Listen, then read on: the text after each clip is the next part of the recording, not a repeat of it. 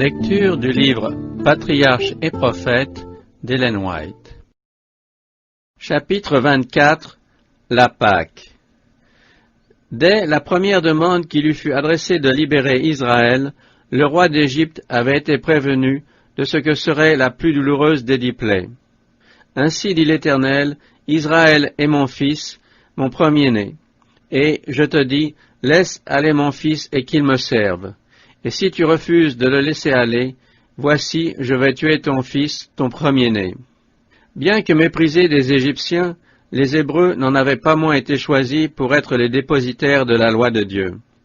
Les bénédictions et les privilèges dont ils avaient été honorés leur donnaient la prééminence qu'a le premier-né sur ses frères. Le châtiment dont l'Égypte avait été menacée tout au début ne lui fut infligé qu'en dernier lieu. Dieu est patient et miséricordieux. Il prend un tendre soin des êtres formés à son image. Si la perte de ses moissons et de ses troupeaux avait amené l'Égypte à se convertir, ses enfants n'auraient pas été frappés. Hélas, cette nation avait obstinément résisté à l'ordre de Dieu, et le coup final était sur le point de s'abattre sur elle. Le Pharaon avait interdit à Moïse de reparaître devant lui. Mais un dernier avertissement divin devait être donné à ce monarque intraitable. Moïse se présenta une fois de plus devant lui avec ce terrible message. Ainsi parle l'Éternel, au milieu de la nuit, je passerai à travers l'Égypte.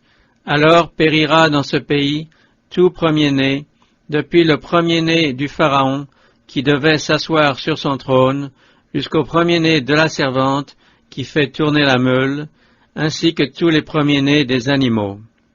Il s'élèvera dans tout le pays d'Égypte des lamentations si grandes qu'il n'y en a jamais eu et qu'il n'y en aura jamais plus de semblables.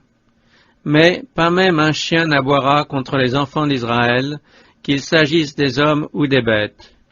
Vous saurez ainsi combien l'Éternel distingue entre les Égyptiens et le peuple d'Israël. Tous tes serviteurs que voici viendront me trouver, et ils se prosterneront devant moi en disant, « Sors, toi et tout le peuple qui est à ta suite. Après cela, je partirai. » Avant l'exécution de cette menace, Dieu fit donner à Israël par Moïse des instructions relatives au départ de l'Égypte, surtout sur la manière de se préserver du prochain fléau. Chaque famille devait immoler un agneau ou un chevreau sans défaut, et le manger, seul ou réuni à une famille voisine. En outre, au moyen d'un bouquet d'hysope trempé dans le sang de l'animal, il fallait asperger le montant et les 2 linteaux de la porte, afin que le destructeur qui allait passer à minuit n'entrât pas dans la maison. La chair de l'animal devait être rôtie au feu, mangée durant la nuit, avec des pains sans levain et des herbes amères, et cela à la hâte, les reins sains, les sandales aux pieds, et le bâton à la main. C'était, disait Moïse, la Pâque de l'Éternel. L'Éternel avait dit, « Cette nuit-là, je passerai dans le pays d'Égypte, je frapperai tous les premiers-nés dans ce pays, depuis les hommes jusqu'aux animaux. J'exécuterai mes jugements contre tous les dieux de l'Égypte, je suis l'Éternel. Le sang sur les maisons où vous habitez vous servira de signe. Je verrai le sang et je passerai outre, et le fléau destructeur ne vous atteindra point, lorsque je frapperai le pays d'Égypte. » Dans toutes les générations futures, en commémoration de cette grande délivrance, les Israélites devaient célébrer chaque année une fête à l'Éternel, et à cette occasion réciter à leurs enfants l'histoire du passage du destructeur par-dessus les maisons des Israélites en Égypte, lorsqu'il frappa les Égyptiens et qu'il préserva nos maisons. En reconnaissance de la protection divine qui avait couvert leur premier-né, les enfants d'Israël furent invités à consacrer au Seigneur le premier-né des hommes et du bétail, sans qu'il fût possible de les racheter par une rançon. Plus tard, lors de l'institution des services du tabernacle, Dieu substitua au premier-né la tribu de Lévi. Chaque famille était néanmoins tenue, en signe de gratitude, de racheter le fils premier-né par une rançon. La Pâque devait être une fête à la fois commémorative et préfigurative. Non seulement elle rappelait la délivrance de la servitude égyptienne, mais elle préfigurait la suprême délivrance que Jésus devait apporter au monde. L'agneau du sacrifice représentait l'agneau de Dieu, notre unique espérance de salut. Par son immolation, dit l'apôtre Paul, le Christ est devenu notre Pâque. Mais il ne suffisait pas que l'agneau pascal fût immolé. Il fallait que son sang fût aspergé sur les poteaux de la porte. C'est ainsi que les mérites du Sauveur sont imputés aux âmes croyantes. Jésus a non seulement donné sa vie pour le monde, mais pour chacun individuellement, à condition qu'il s'approprie les vertus de son sacrifice expiatoire. L'hysope employé pour l'aspersion du sang était le symbole de la purification. On l'employa plus tard pour les lépreux et dans la souillure par le contact avec un mort. On en voit la signification dans la prière du psalmiste « Purifie-moi avec l'hysope, et je serai sans tache. Lave-moi, et je serai plus blanc que la neige. » L'agneau devait être apprêté de façon qu'aucun de ses os ne fût rompu. De même, pas un de ceux de l'agneau de Dieu n'a été brisé, symbole de la plénitude du sacrifice du Christ. La chair de l'agneau devait être mangée. Ainsi, il ne nous suffit pas de croire en Jésus pour être sauvés. Il nous faut encore, par la foi, nous approprier constamment l'aliment et les forces spirituelles de la parole de Dieu. Jésus a dit, « Si vous ne mangez la chair du Fils de l'homme, et si vous ne buvez son sang, vous n'avez point la vie en vous-même. Celui qui mange ma chair et qui boit mon sang a la vie éternelle. » Et pour expliquer cette parole, il ajoute, « Les paroles que je vous ai dites sont esprit et vie. » Jésus observait la loi de son Père.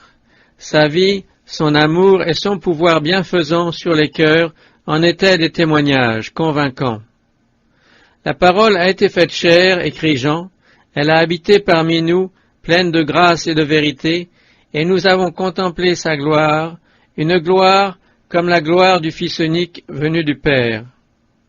Les disciples de Jésus sont appelés à faire la même expérience. Ils doivent recevoir et s'assimiler la parole de Dieu de telle façon qu'elle devienne le mobile de tous leurs actes. À moins de manger la chair et de boire le sang du Fils de Dieu, il ne saurait y avoir en eux de vie spirituelle. C'est à cette condition seulement qu'ils seront transformés à son image et pourront reproduire ses divins attributs. Les herbes amères qui devaient au repas pascal accompagner la chair de l'agneau avaient pour but de rappeler l'amertume de la servitude égyptienne. Ainsi, la participation au corps du Seigneur doit s'accompagner d'un douloureux regret de nos péchés. Les pains sans levain renfermaient également un enseignement.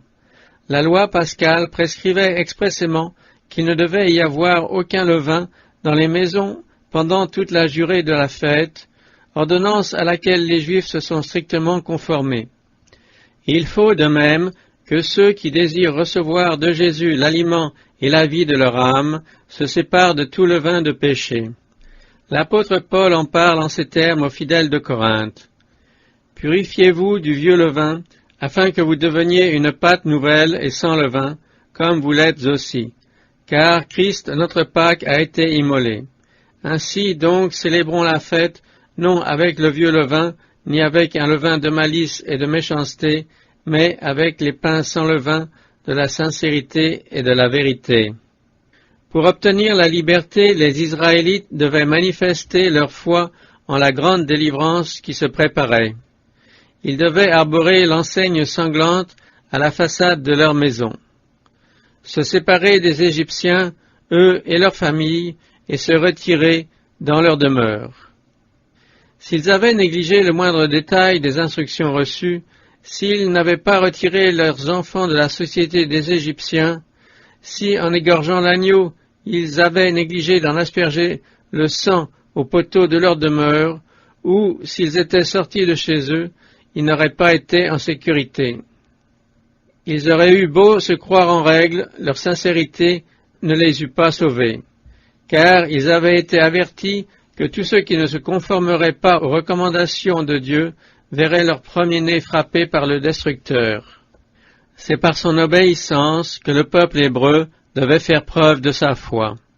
De même, tous ceux qui espèrent être sauvés par les mérites du sang de Jésus ne doivent pas oublier qu'ils ont eux-mêmes quelque chose à faire pour assurer leur salut. S'il est vrai que le Christ peut seul nous arracher à la pénalité due à nos péchés, il n'est pas moins vrai que nous devons passer du péché à l'obéissance. S'il est vrai que l'homme est sauvé par la foi et non par les œuvres, il l'est aussi que la foi ne se prouve que par les œuvres. Dieu a livré son Fils à la mort pour expier nos péchés, il nous a donné la lumière de la vérité, il a ouvert devant nous le sentier de la vie et nous a accordé des avantages, des moyens de grâce et des privilèges. À l'homme de coopérer avec ses moyens de salut, à lui de mettre au profit les secours que Dieu lui offre, de croire et d'obéir. Moïse fit part à Israël de toutes les instructions divines concernant leur délivrance. Quand il eut achevé, le peuple s'inclina et se prosterna.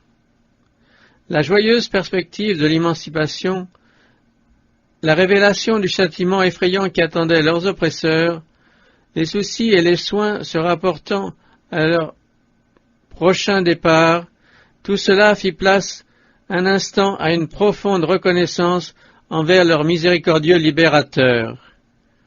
Bon nombre d'Égyptiens qui avaient été amenés à adorer le Dieu des Hébreux vinrent alors demander à ceux-ci de les recevoir sous leur toit pendant que passerait l'ange exterminateur. Accueillis avec joie, ils s'engagèrent dès ce moment à servir le Dieu de Jacob et à sortir de l'Égypte avec son peuple. Les Israélites se conformèrent aux instructions données. Les préparatifs du départ se firent avec célérité et dans le plus profond secret. Les familles se rassemblèrent, l'agneau pascal fut immolé, sa chair rôtie au feu. On prépara les herbes amères et les pains sans levain. Chaque père de famille, en qualité de prêtre et sacrificateur de son foyer, aspergea de sang le linteau et les poteaux de sa porte. En silence et à la hâte, on mangea l'agneau pascal. Dans une solennelle attente, tout le peuple veillait et priait.